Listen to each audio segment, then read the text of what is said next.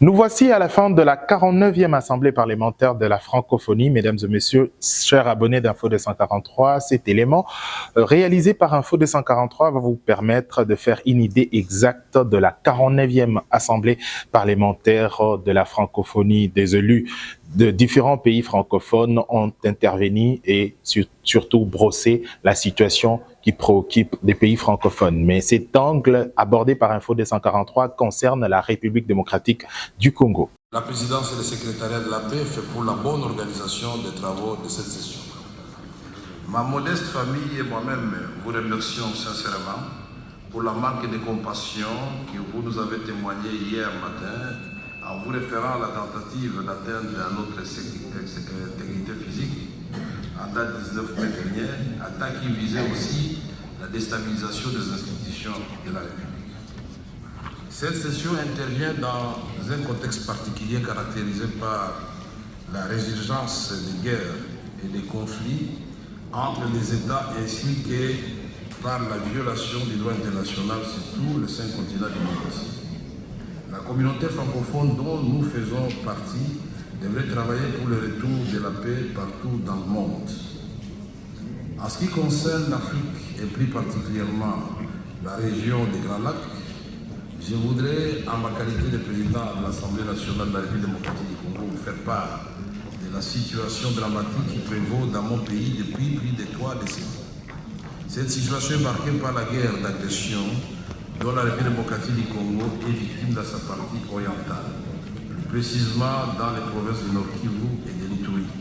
Cette agression est l'œuvre du Rwanda et de l'Ouganda, 2 pays voisins, malheureusement. Il y a quelques jours, l'armée rwandaise et ses protégés du M23 ont une fois de plus semé la désolation au Nord Kivu, dans le Grand Nord, où nous déplorons d'énormes pertes en vies humaines, ainsi que la destruction de l'environnement. Comme vous le savez, depuis 2 ans, le mouvement du M23 soutenu par le Rwanda, un pays francophone qui siège avec nous présentement, a déclenché une guerre meurtrière et atroce dans la province du Nord Kivu. Cette rébellion du M23 est soutenue aussi par l'Ouganda, qui abritait son quartier général avant sa résurrection. Distingués collègues, il est regrettable que Madame la secrétaire générale de l'OIF ait fait le tour d'horizon des pays touchés par la guerre, sans mentionner la guerre dans la partie est de la République démocratique du Congo, qui est un des plus grands pays francophones. Je préfère croire que c'était un simple oubli et non une façon subtile d'éluder la présence des troupes rwandaises et ougandaises sur le territoire congolais. Chaque jour, des dizaines de personnes sont tuées et des villages entiers sont incendiés. L'armée rwandaise et les M23 poussent leur séisme jusqu'à faire des viols de femmes et de filles congolaises inhérentes de notables armes de guerre. Ces atrocités sont documentées par les experts des Nations Unies, qui estiment le nombre de victimes à plus de 500 000 bien que pour les dernières opérations. Aujourd'hui encore, avant l'ouverture de cette plénière, le Conseil de sécurité des Nations Unies a publié un rapport de ses experts intitulé « La conquête territoriale de l'armée rwandaise dans l'Est de la République démocratique ».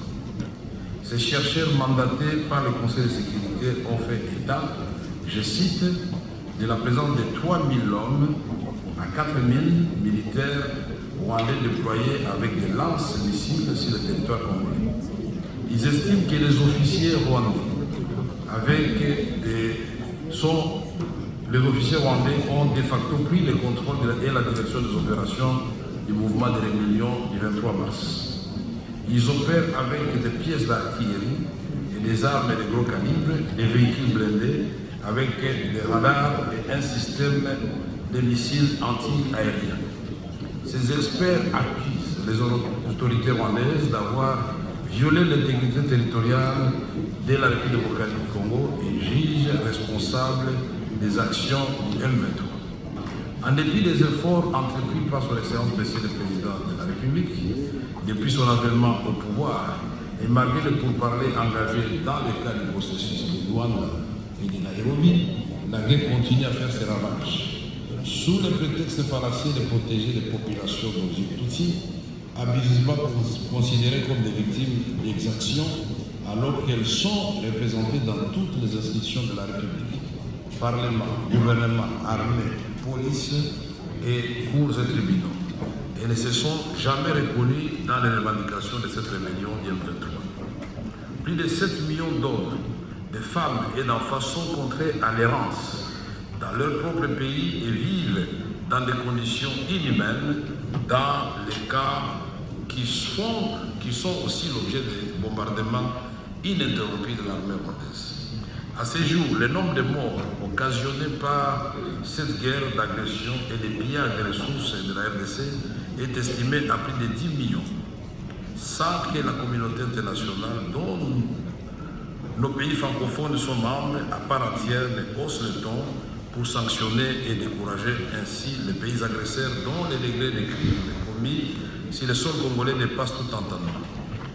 Ce qui se passe dans mon pays est autant dramatique que la situation que la communauté internationale déplore chaque jour en Ukraine et au Moyen-Orient. Ces drames sécuritaires et humanitaires largement mis à l'exergue et en lumière par les experts des Nations Unies, les différents rapports des missions d'observation de l'ONU et d'autres organisations régionales et le fait de la convoitise des richesses minières se trouvant dans la partie est de la République démocratique du Congo et dont l'exploitation illégale profite aux pays agresseurs et leurs complices. Distingués collègues, c'est ici le lieu de demander à notre Assemblée de sortir de la diplomatie contemplative et de s'engager résolument dans une approche agissante afin d'exiger du Rwanda et de l'Ouganda à retirer les troupes du territoire congolais. Car cette guerre injuste imposée à la République démocratique du Congo par le Rwanda et l'Ouganda empêche notre peuple à engager les dividendes de la démocratie et des efforts fournis par le gouvernement congolais afin d'améliorer les conditions de vie de sa population.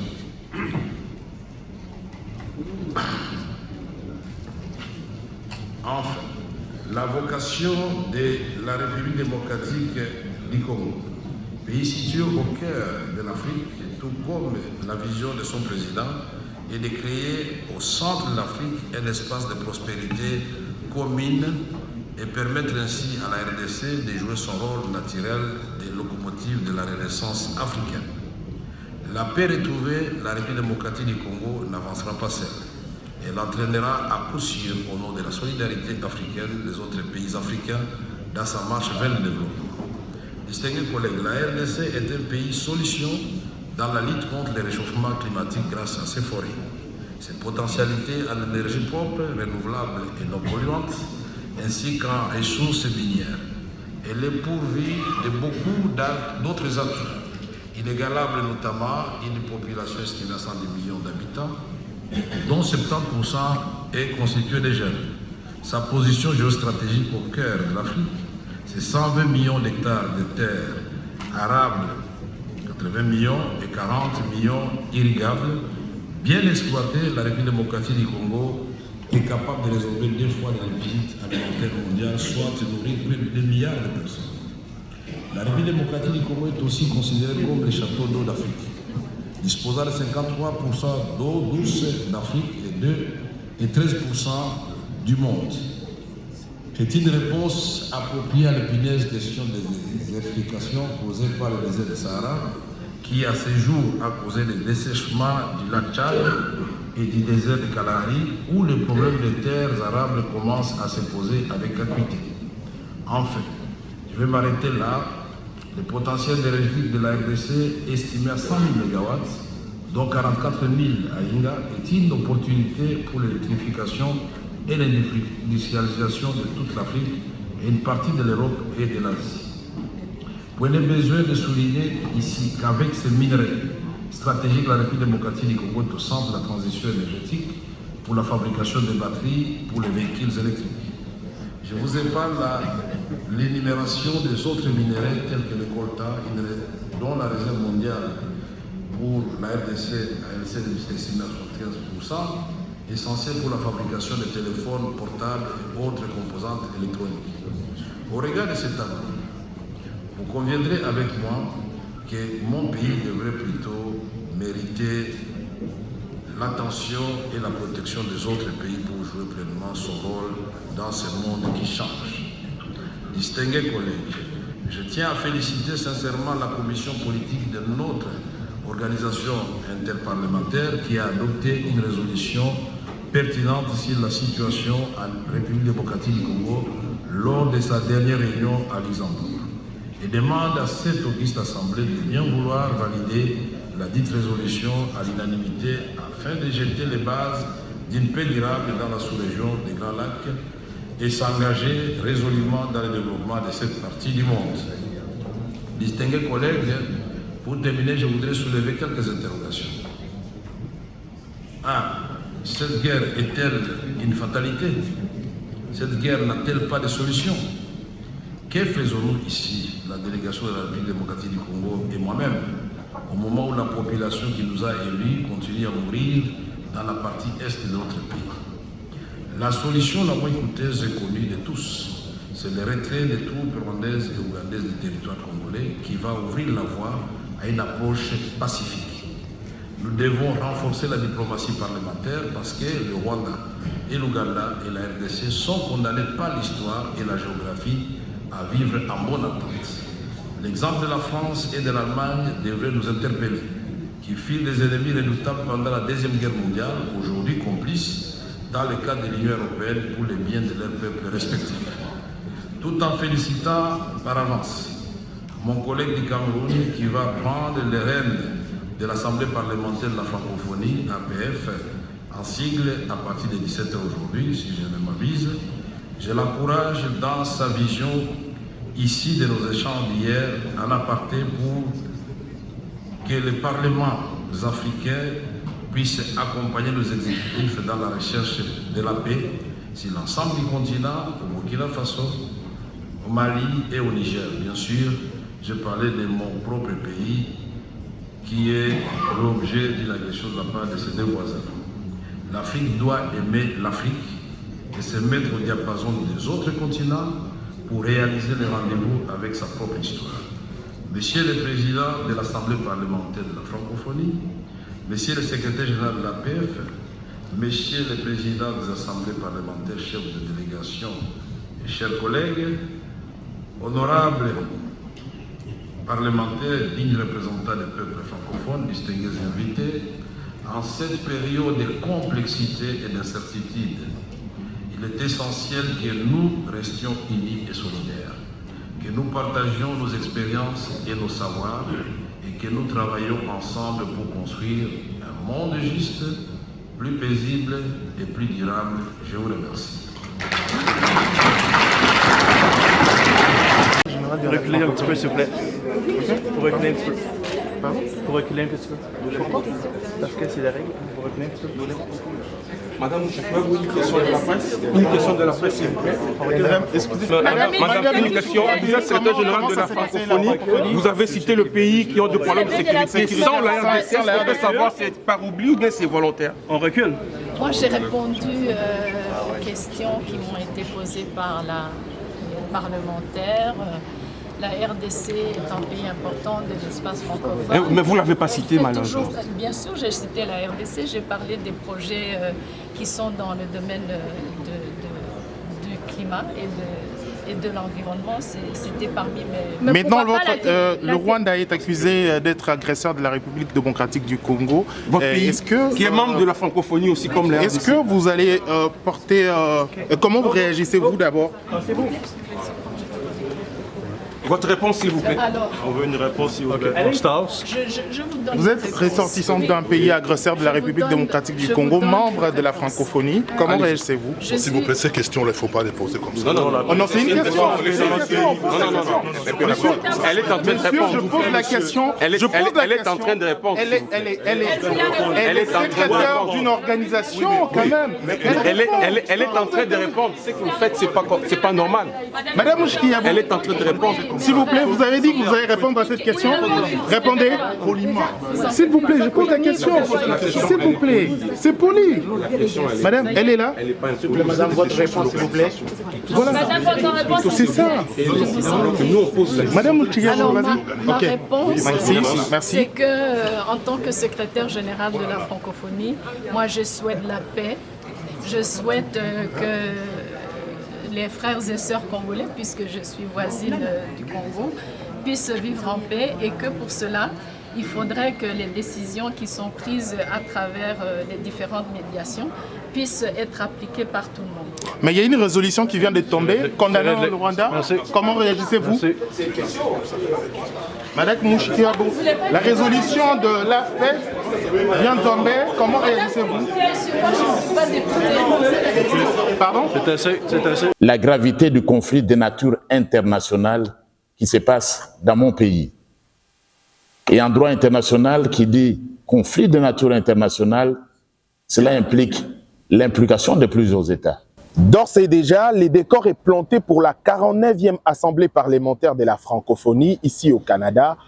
Une panoplie de délégations venues de plusieurs pays francophones vont devoir assister à cette grande cérémonie. C'est un moment d'échange d'informations d'intérêt commun, mais aussi un moment de plaidoirie. Eh bien, la délégation de la République démocratique du Congo, conduite par le président de l'Assemblée nationale, l'honorable Vital Kamerhe, va devoir intervenir un de ces quatre. C'est une grande cérémonie où le débat ira dans tous les sens. Économie, politique et des faits de société, et surtout des questions d'intérêt commun. Merci, Monsieur le Président. Je suis André Mbatamangou, député, membre de l'Assemblée nationale de la République démocratique du Congo, premier vice-président de l'Assemblée nationale honoraire. J'interviens ici au nom de la délégation de la RDC qui participe à cette commission, tout en annonçant déjà que le président de l'Assemblée nationale, l'honorable Vital Kamerhe, sera lui-même, il va diriger la délégation à cette 49e session de l'APF. Je vais donc pouvoir réagir aux 3 rapports qui ont été présentés. D'emblée, je voudrais dire merci. Merci à la reconnaissance de la situation qui se passe dans mon pays, la République démocratique du Congo, depuis en fait plusieurs années et qui s'est aggravée ces dernières semaines. Le rapporteur Pierre Flambeau a eu clairement à relever l'évolution du processus dans notre pays, notamment en ce qui concerne l'événement qui a eu lieu le 19 mai, où il y a eu une tentative de coup d'État contre les institutions établies. Et aussi, ce qui est remarquable, il a pu relever la gravité du conflit de nature internationale qui se passe dans mon pays. Et en droit international qui dit conflit de nature internationale, cela implique l'implication de plusieurs États. Et malheureusement, la République démocratique du Congo est victime, on l'a dit à plusieurs reprises, et les différents rapports des Nations Unies l'ont démontré, il est victime d'une agression étrangère. Le conflit se passe sur le territoire de mon pays, plus de 10 millions de morts, plusieurs millions de personnes déplacées. Le viol est devenu l'arme de guerre dans mon pays. Et tous ces jours qui passent, la situation est des plus graves. Et le rapporteur lui-même a pu se référer à une déclaration de son Excellence Félix Antoine Tshisekedi Tshilombo, président de la République démocratique du Congo, lorsqu'il s'était rendu dernièrement en France. Donc la situation est dramatique, très grave, et où? Dans le plus grand pays francophone du monde. Donc c'est un conflit de nature internationale. Et tout le monde sait que rien en droit international, rien, absolument rien, droit international général, droit international humanitaire, ne permet à un pays étranger d'intervenir sur le territoire de notre pays. À ce stade, il n'y a aucun argument de droit international qui justifie, par exemple, la présence d'un pays, parce qu'on l'a cité, le Rwanda, sur le sol congolais, rien, aucun argument de droit international. Donc la situation est très grave et nous sommes reconnaissants au rapporteur qui a pu relever cette situation, conflit de nature internationale avec la présence de plusieurs groupes armés étrangers. Le rapporteur aurait pu également insister sur les derniers événements. La prise de Kanyabayonga avec les troupes, le M23, il a été cité, en train de progresser sur le territoire de la République démocratique du Congo avec des missiles sol-air, des armes que ne peuvent avoir, qu'aucune rébellion ne peut pas avoir.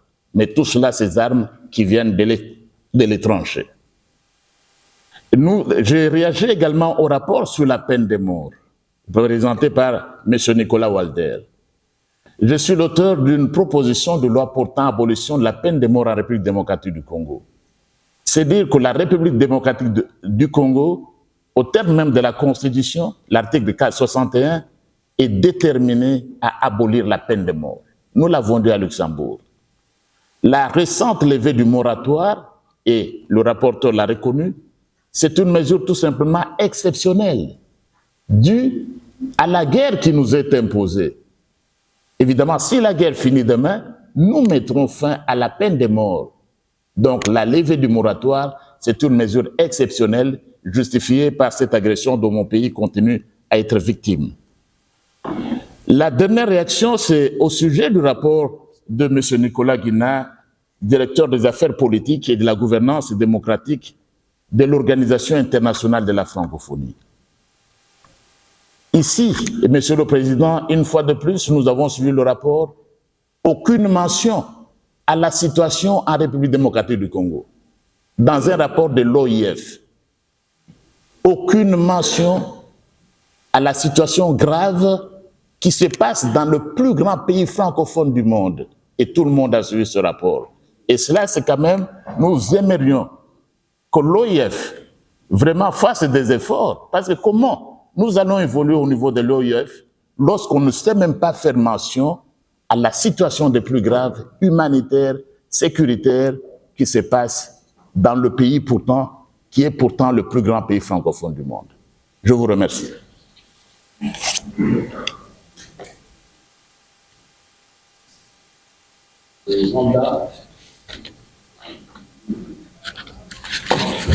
Merci, Monsieur le Président. Je voudrais réagir tout simplement à ce que vient de noter le représentant de la RDC en soulignant qu'il y a des éléments que on ne parle pas. Je voudrais signaler qu'il y a une grave menace des forces démocratiques Libération du RDR, qui sont soutenues par la République démocratique du Congo. Je voudrais souligner aussi le discours de haine contre les populations rwandophones vivant au Congo. Et je voudrais noter que quand on parle de la situation de la sécurité de la République démocratique du Congo, il faut aussi amener sur la table ces éléments. Et que l'on ne peut pas accepter qu'il y ait un discours d'un pays qui oublie certaines situations en demandant à l'APF de considérer tous ces éléments dans toute communication qu'elle peut faire au niveau des résolutions, au niveau de différentes formes de communication. Et je voudrais suggérer, au lieu de se lancer comme ça, la balle de tout le monde, que l'on considère tous les éléments que l'on peut considérer pour pouvoir avancer et pour pouvoir formuler des recommandations qui puissent permettre à la région du Grand Lac de pouvoir être en paix. Je souligne que le Rwanda est disposé à apporter sa pierre, à apporter sa contribution, pour qu'il y ait un dialogue fructueux entre parlementaires. Il y a le travail de l'exécutif, mais il y a aussi le travail des parlements respectifs. Et je voudrais noter que la seule façon de faire de fonctionner, de pouvoir aussi au niveau de la PF, de continuer la réflexion, par exemple, à travers le travail qui peut être fait au niveau d'un groupe de travail qui peut être mis en place, mais quand même arriver à des propositions concrètes pour qu'il y ait une paix durable et considérer tous les éléments. Ça, pour moi, tout simplement, pointer du doigt, ça ne sert à rien. Il faut une réflexion plus objective et qui suivit des propositions beaucoup plus concrètes. Tout à l'heure. Un petit point que je voudrais ajouter, c'est les conséquences. Quelles sont les conséquences vis-à-vis du spoliateur? On n'a pas touché ce point-là. Je vais donner un exemple très simple avec la République démocratique du Congo. Nous qui avons des voisins très proches, à un certain moment, les voisins proches se permettent de croire que parce que notre patrimoine culturel a la possibilité de bouger facilement vers chez eux, ils estiment que ça les appartient tout de suite. Et aujourd'hui, la République démocratique du Congo est victime d'une guerre injuste, tout simplement à cause de notre patrimoine culturel. Aujourd'hui, la terre est réclamée. Aujourd'hui, il y a des morts à l'est de la République, tout simplement à cause de ça. Alors, on n'a pas touché le côté conséquences vis-à-vis de ces spoliateurs. Quand vous vous retrouvez qu'il y a notre patrimoine chez vous et que cela vous appartient désormais, nous n'avons plus le droit de le réclamer. Et au finish, le voisin proche commence à réclamer la partie des terres parce que c'est succulent, ce qu'il voit, c'est extraordinaire. Il n'a jamais vu ça sur son sol. Il commence à réclamer la partie de notre terre. C'est quoi les conséquences au-delà du travail que la CEDEAO est en train de faire, au-delà du traité, au-delà de tout ce qui est en train d'être signé? Est-ce que ne serait-ce pas possible, ça c'est une proposition, qu'on revienne à cette rétroactivité pour savoir à partir de quel moment vous avez eu ces races, par exemple, d'où cela venait, de l'Okapi, par exemple, c'est connu que l'Okapi, c'est notre patrimoine à nous, mais le fait qu'il se retrouve au Rwanda, cela ne veut pas dire à 100% ou logiquement qu'il devient leur propriété. C'est quoi cette rétroactivité pour qu'on soit sûr que ces genres de pays peuvent à tout moment être sanctionnés en cas de refus? Voilà.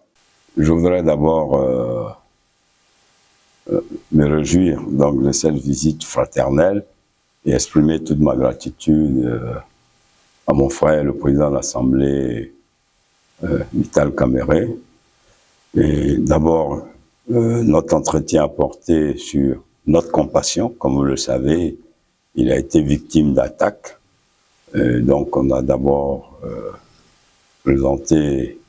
apporté notre soutien et manifesté donc notre compassion. Et puis, deuxièmement, comme je le disais, fraternellement, cette visite s'inscrit dans la dynamique de l'excellence des relations entre son Excellence le président Alassane Ouattara et le président Tshisekedi. Et comme vous le saviez, le président Alassane Ouattara m'avait donc commis à l'effet de le représenter à l'investiture donc du président Tshisekedi. J'y étais, donc c'est naturellement dans cette même dynamique qui traduit encore une fois de plus la qualité des relations que nous nous sommes rencontrés cet après-midi. Évidemment que notre rencontre a porté aussi sur le sujet d'actualité, sur des secteurs de notre relation, mais sur les crises qui malheureusement arbore un peu certaines voies de nos pays. La crise aujourd'hui dans l'Est du Congo, la crise au Mali, la crise au Burkina, la crise au Niger.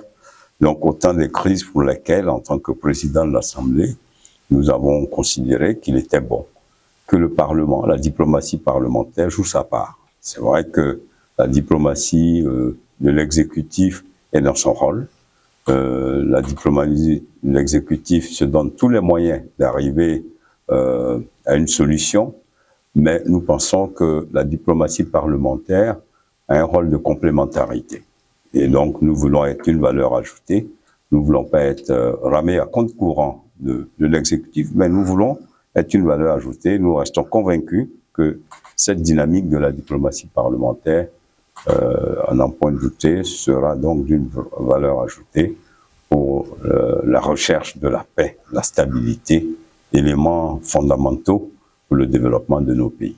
Moi, je suis heureux d'avoir rencontré aujourd'hui mon frère Dama, le président de l'Assemblée nationale de la Côte d'Ivoire, pays ami et pays frère. Vous savez que beaucoup de choses unissent la République démocratique du Congo et la Côte d'Ivoire, que ce soit le football, que ce soit les amitiés traditionnelles depuis l'époque de Oufoué. Aujourd'hui, nous sommes heureux du miracle de Ouattara. J'étais moi-même à Abidjan. Et quand mon frère m'a convié à cette rencontre, j'ai dit c'est l'occasion de découvrir un peu les secrets du miracle qu'ils ont opéré pour construire autant d'infrastructures routières et sociales. Le pays est en train de transformer chaque jour. Et même vous avez gagné la CAN, que vous avez organisée. Mais nous avons aussi échangé, comme il vient de le dire, sur des questions qui attristent l'Afrique. Il est temps que l'Afrique aime l'Afrique. On ne peut pas comprendre qu'entre nous, Africains, nous fassions la guerre.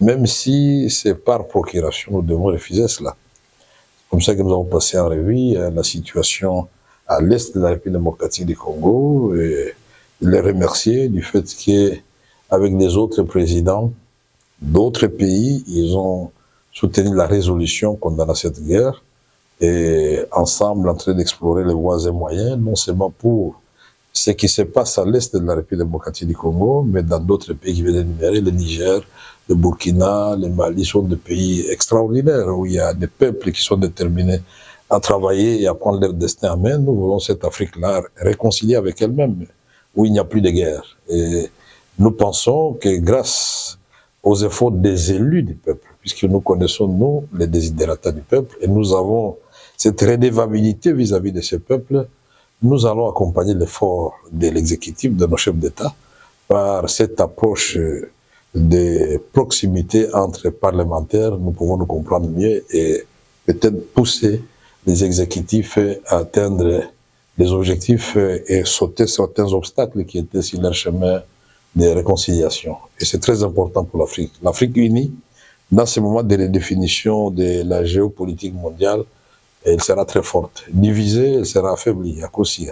Et donc, nous ne devons pas avoir honte, nous, en République démocratique du Congo, de nous inspirer de temps en temps de l'expérience de nos frères et sœurs de la Côte d'Ivoire, qui sont en train de réussir.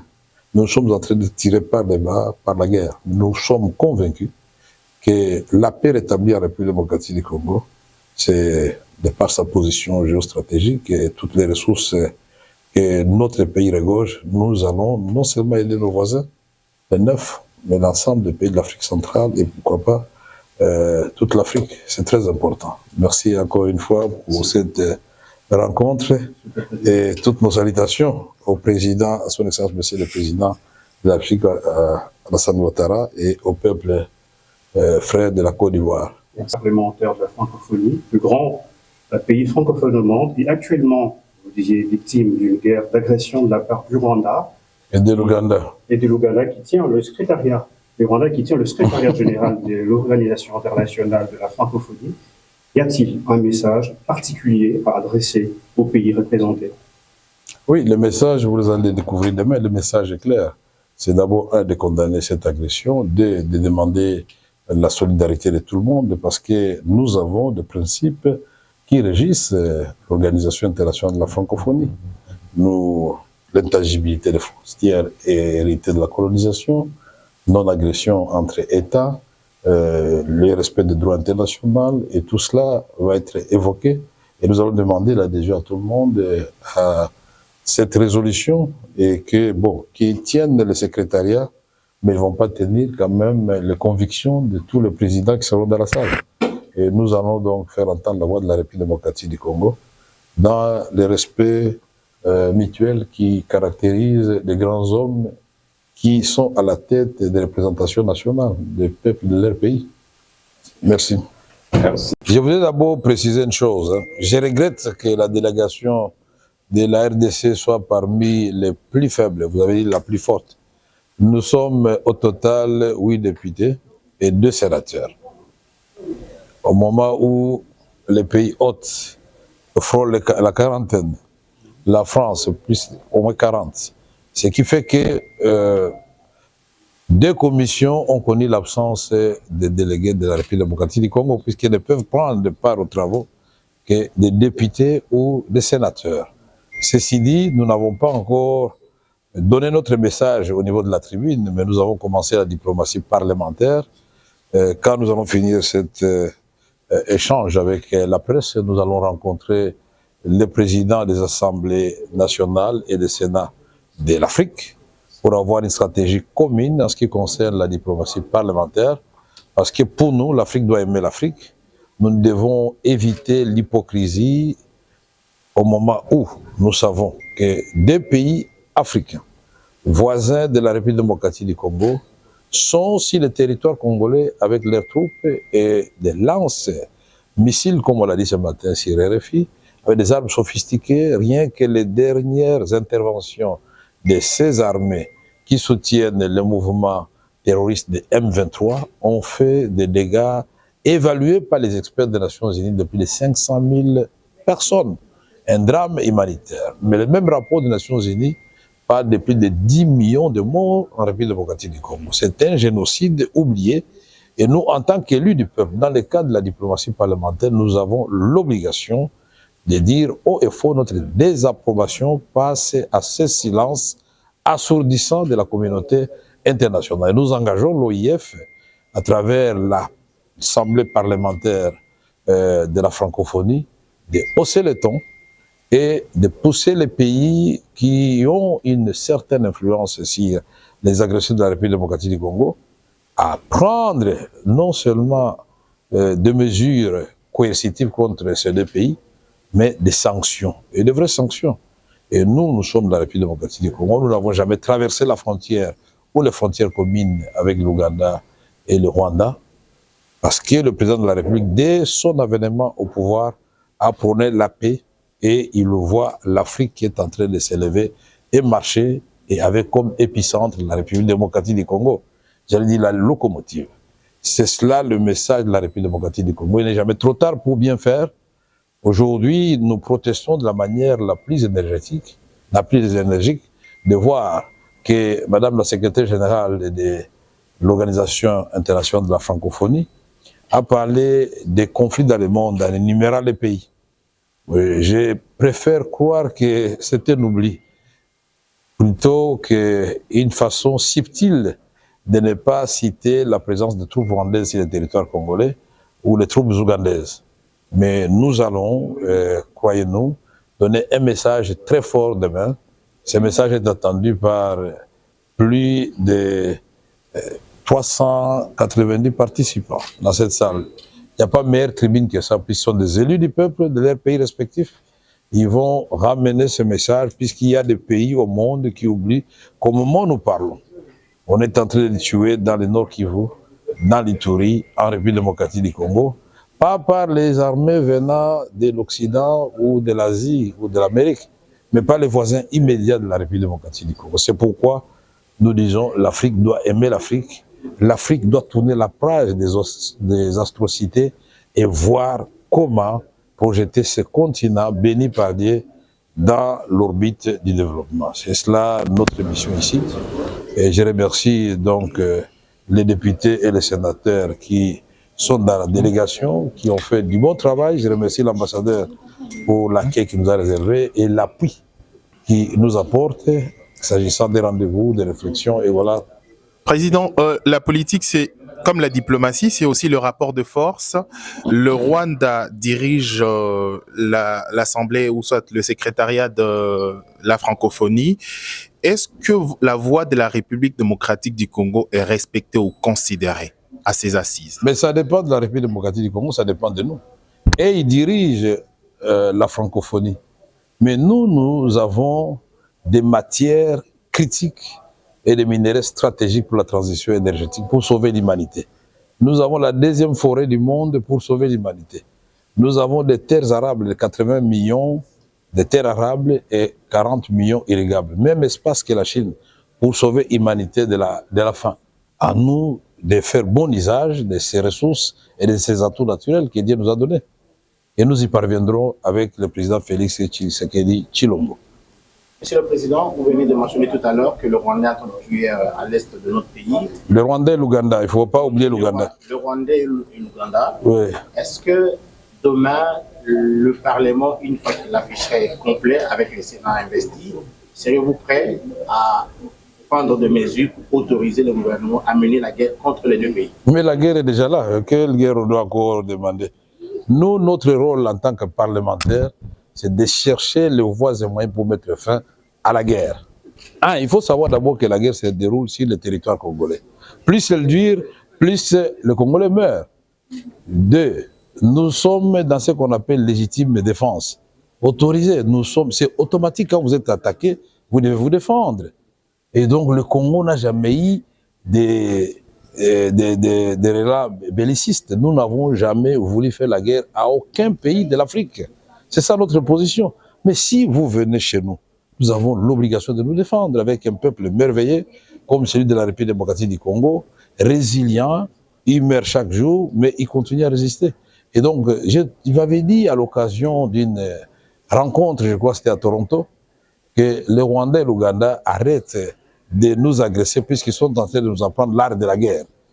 Mais heureusement, nous avons un président de la République et des autorités qui ne sont pas rancuniers, puisque nous voyons le développement de l'Afrique. Mais à faute de nous apprendre l'art de la guerre, nous deviendrons, avec notre taille, c'est un éléphant qui est couché, quand il va se lever, il va marcher, il ne va pas écraser le Rwanda ni l'Ouganda, il va entraîner tout le monde vers la voie du développement. Il faut que l'Afrique s'élève. C'est la honte de voir aujourd'hui des États africains agresser d'autres États africains. Et chaque fois pointer du doigt, bon, l'Occident doit faire ceci ou cela, non. Nous devons trouver des solutions à nous-mêmes avec l'appui des autres. Voilà pourquoi nous sommes là, parce que nous sommes membres de l'Organisation internationale de la francophonie et le plus grand pays francophone. Président, depuis les débuts des assises, on a toujours autorisé la presse à participer dans toutes les commissions. Mais aujourd'hui, on a trouvé une particularité, la presse a été interdite. Est-ce qu'on peut savoir c'était quoi la raison? Non, je ne saurais pas deviner la raison, mais moi je crois que la délégation rwandaise avait peur du savoir-faire de la presse congolaise. Vous êtes venus, ils savaient tout de suite que vous alliez relayer tout ce qui allait être dit automatiquement. Mais peine perdue parce que vous êtes informés et je sais que vous avez des voies cachées par lesquelles vous accédez à la vraie information et que vous avez compris qu'aujourd'hui, tous les délégués sont solidaires avec le Congo, avec la résolution qui sera adoptée et qui condamne fermement l'agression du Rwanda et de l'Ouganda contre la République démocratique du Congo. Merci beaucoup, Président. C'est moi qui vous remercie. L'Assemblée parlementaire de la francophonie a été marquée par plusieurs événements. Certains pays sont venus pour adhérer à l'Assemblée parlementaire de la francophonie et d'autres sont venus pour plaider leur cause. Pour la République démocratique du Congo, c'était un espace pour transmettre le message tout en dénonçant l'agression rwandaise. Une situation obscure que traverse la République démocratique du Congo depuis 1997, où le Rwanda alimente plusieurs groupes terroristes pour déstabiliser la République démocratique du Congo. Cette guerre a causé des millions de morts et des déplacés des guerres. En analysant la situation de la République démocratique du Congo, des délégations de différents pays membres de la francophonie estiment que l'Afrique doit sortir de cette auberge qui rappelle l'histoire coloniale où on opposait le frère à un conflit qui déshumanisait les relations entre frères. Et les pays africains membres de la francophonie estiment qu'il faudra marquer une rupture avec ces systèmes de marionnettes. Eh bien, pour sceller leur vouloir, tous ils ont voté pour la résolution condamnant le Rwanda, agresseur de la République démocratique du Congo.